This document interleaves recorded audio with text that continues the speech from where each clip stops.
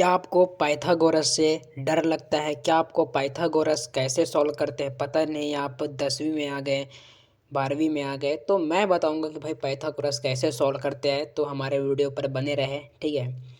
तो पाइथागोरस जी ने जो प्रमेय दिया था उसको मैं आगे बताऊंगा। पहले त्रिभुज में किसको लंब बोलते हैं, किसको कर्ण बोलते हैं, ये बताता हूँ। देखो, जो त्रिभुज का सबसे बड़ी भुजा होता है उसको कर्ण बोलते हैं। फिर जो त्रिभुज का नीचे वाले जो भुजा रहता है उसको आधार बोलते हैं। और 90 अंश से जो ऊपर शीर्ष तक 90 अंश का जो सीधे लाइन होता है उसको बोलते हैं लंब, ठीक है। तो ये देखो, यहाँ पे कर्ण किसको बोलते हैं, इसका परिभाषा है, किसी समकोण त्रिभुज में 90 के ठीक सामने वाली भुजा कर्ण होती है।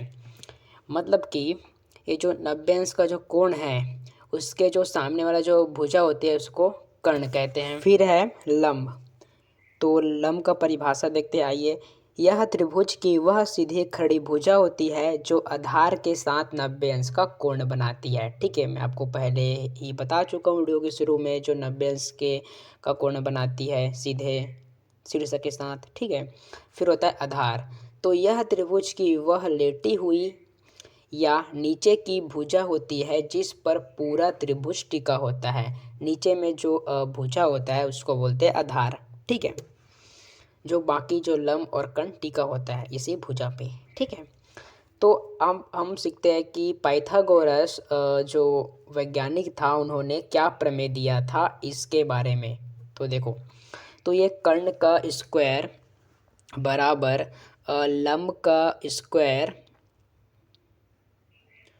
प्लस आधार का स्क्वायर, ठीक है।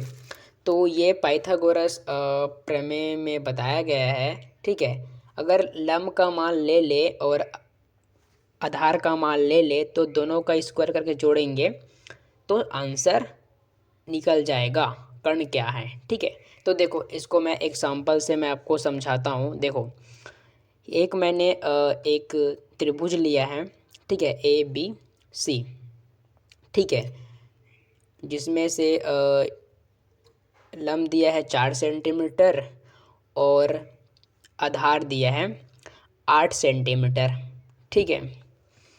तो जो दिया है उसको पहले लिख लेंगे, ठीक है। तो उसके बाद ये लंब दिया है। देखो भाई, ये गलती हो गया मेरे से, यहाँ पे जो कर्ण का मान जो है ना एक्स होता है, चाहे चाहे लंब हो चाहे आधार, एक ना एक मान जो है एक्स होता है, ठीक है। तो मैंने यहाँ पे तीनों को अंक में लिख दिया है, एक्स नहीं लिया है। तो यहाँ पे मैं एक्स ले लिया हूँ, जो कर्ण का मान एक्स है, ठीक है। माना कि कर्ण का मान एक्स है। फिर जो फार्मूला में दिया है उसको लिख देंगे। फिर 4 का स्क्वायर करेंगे तो 16, 8 का स्क्वायर करेंगे तो आ जाएगा 64, दोनों को जोड़ेंगे तो आ जाएगा 80।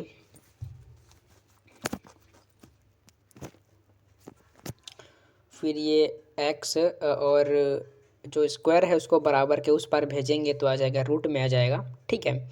फिर 80 का रूट निकालेंगे तो आ जाएगा 8.94, यही इसका आंसर है, ठीक है। ये तो बस आपको मैं समझाया हूँ। अब देखते हैं रियल एग्जाम्पल, ठीक है। मैं आपको बताऊँ कैसे सॉल्व करते हैं। तो यहाँ पे कर्ण का मान निकालना है, ठीक है। तो यहाँ पे मैंने त्रिभुज लिया है, ए बी लिया है 12 सेंटीमीटर, बी सी लिया है 8 सेंटीमीटर और ए सी लिया है जो कर्ण है उसका मान एक्स है, मतलब एक्स का मान निकालने में। तो पाइथागोरस का प्रमेय क्या है, कर्ण का स्क्वायर बराबर लंब का स्क्वायर प्लस आधार का स्क्वायर, ठीक है। मतलब कि पाइथागोरस प्रमेय यही कहता है ना, ठीक है। आपको मैं पहले वीडियो में भी बता चुका हूँ, ठीक है। आप बार बार कंफ्यूज मत होना, ठीक है। ये बहुत ही आसान है, बस इसका फार्मूला याद आपको रख देना है, ठीक है, रखना है। तो यहाँ पे कर्ण का मान एक्स दिया है, ठीक है, मतलब इसका कर्ण का मान हमें बताना है। तो एक्स का स्क्वायर लिख देंगे ज्यों कहते हो। लंब दिया है 12 सेंटीमीटर, तो 12 सेंटीमीटर।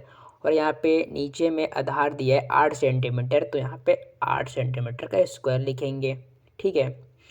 फिर एक्स का स्क्वायर जे का त्यों उतार देंगे। फिर यहाँ पे 12 का स्क्वायर 144 होगा प्लस 8 का स्क्वायर हो जाएगा 64। फिर दोनों को जोड़ेंगे तो ये आ जाएगा 208।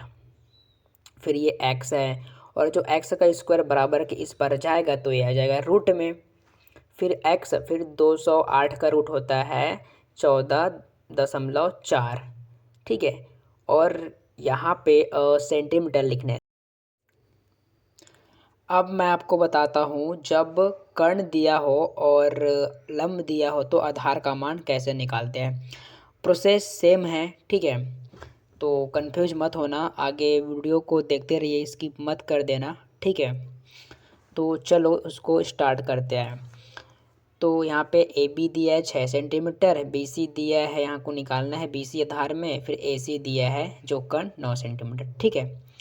तो अपना पाइथागोरस प्रमेय से निकालेंगे, ठीक है। तो कर्ण का स्क्वायर, तो प्रमेय क्या होता है पता है आपको, बताओ तो। अरे भूल गए, इतने जल्दी कैसे भूल जाते हो स्टूडेंट। तो कर्ण का प्रमेय होता है कर्ण का स्क्वायर बराबर लंब का स्क्वायर प्लस आधार का स्क्वायर, ठीक है। तो यहाँ पे कर्ण दिया है, कर्ण कितना दिया है 9 सेंटीमीटर, तो 9 का स्क्वायर बराबर लंब कितना दिया है 6 सेंटीमीटर, तो 6 सेंटीमीटर का स्क्वायर। फिर यहाँ पे आधार का मान निकालना है, तो इसको माना कि इसको x मान लेते हैं, तो x का स्क्वायर। फिर ये 9, तो 9 का स्क्वायर निकालेंगे तो आ जाएगा 41 बराबर 6 का निकालेंगे तो आ जाएगा 36 प्लस x का स्क्वायर, ठीक है। उसके बाद ये 41 है, इस 36 को बराबर के इस पार लेंगे पक्षांतर तो माइनस में आ जाएगा, ठीक है, प्लस एक्स का स्क्वायर। फिर 41 माइनस 36 घटाएंगे तो ये आ जाएगा 45 बराबर एक्स का स्क्वायर। फिर एक्स का स्क्वायर को दाईं से बाईं ओर लाना है और 45 को बाईं से दाईं ओर, ठीक है। अब जो स्क्वायर था उसको अगर हम पक्षांतर करेंगे और एक बार तो क्या हो जाएगा, रूट आ जाएगा। तो रूट 45 का मान क्या होता है, ये होता है 6.7 और सेंटीमीटर में दिया इसलिए सेंटीमीटर, ठीक है।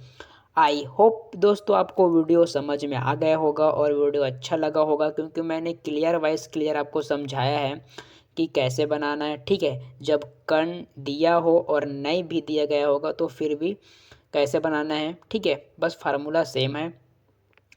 तो हमारे चैनल को लाइक कर देना, सब्सक्राइब कर देना और शेयर कर देना यार, और एक प्यारा सा कमेंट में कमेंट कर देना, ठीक है। तो मिलते हैं नेक्स्ट वीडियो में।